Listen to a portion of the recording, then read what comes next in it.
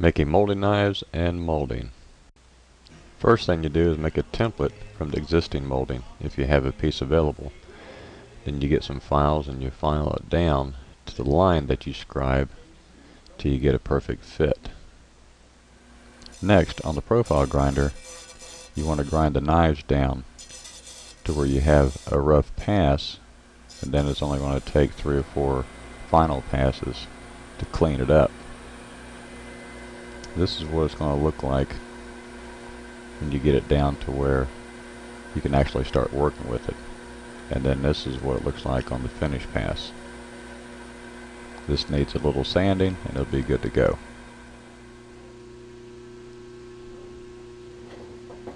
When grinding your knives, you want to start at the peak and work your way down into the valleys. This way you don't flex the blade and you won't get a bad cut.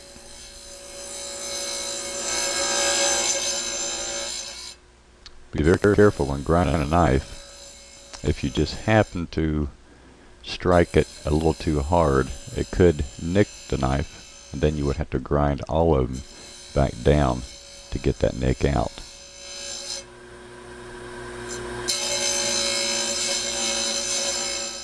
You keep doing this, you keep working this technique through all your knives, and then you'll go back and just take off a couple of thousandths to finish them up. This way you're ensured that every one of them is going to be exactly the same and the weight will be the same. That's very important for balance. You can tell it when you put it on your shaper or a molder. If you have vibration, you're going to have a knife that's heavier than the rest of them. And just a few grams of weight will make a difference.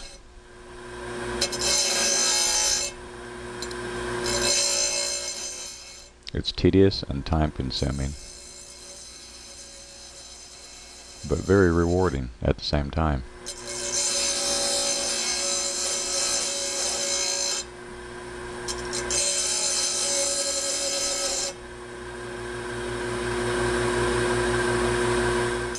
When cutting knives, you want to dress the wheel.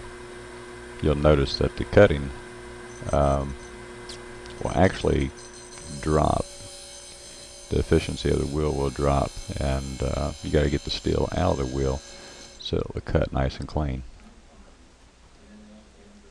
I use a 320 grit to do the sanding on the knives. You want to get rid of all the burrs. It's just the little pieces hanging on to the edges after grinding. It takes very little to get these off. You can do it on the molding head, or you can take them out and do them in your hand. I'm just doing it this way so you can see how I am doing it. This will leave a nice finish on your molding with no sanding required. This is the profile grinder that I have, built back in the '85. Very nice and rugged, heavy. Now it's time to set up the molder. I place a gib in, and I have a piece of plexiglass that I put in underneath my knife. My knife is a little shallow, so I need to bump it up past the gib so it cuts correctly.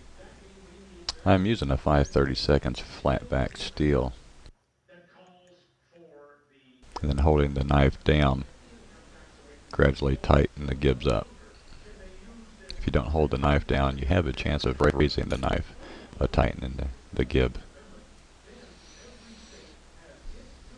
Then you take the piece of plexiglass out.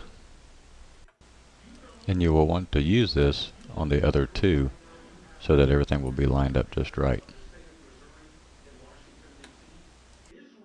I'm setting up a little index piece that they gave me with the molder.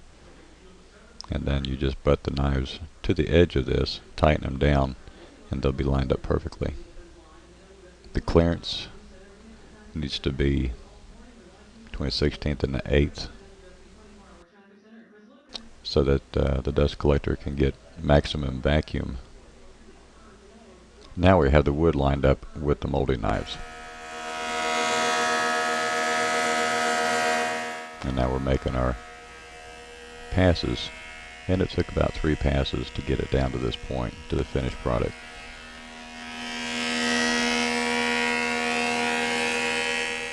And it'll run at 10 feet per minute. It's a little slow. If you don't have 1,000 feet, it takes a while. Next, I'll cut the angles on the table saw. Luckily on this one, it's a 45 on either side. Some of them are 38 and 52. I've got a perfect match. I'm ready to get to the job and install.